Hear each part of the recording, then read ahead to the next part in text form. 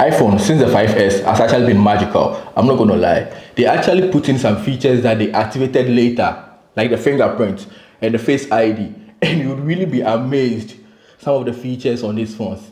Yes, though, there's one little thing that actually skips every single person every moment.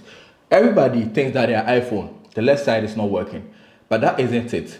So you see, this is your right, this is your left speaker, and this is your microphone.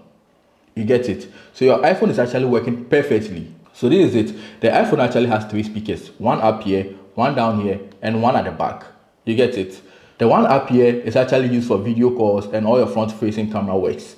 The one down here is used when you are on a call or you are on loudspeaker. That is when this one activates. The one back here works when you are taking a video with your phone. That's why the left side speaker of your iPhone actually seems not to work, but it actually works perfectly. It's just a replacement microphone that activates when you're on a phone call. So your phone actually works perfectly.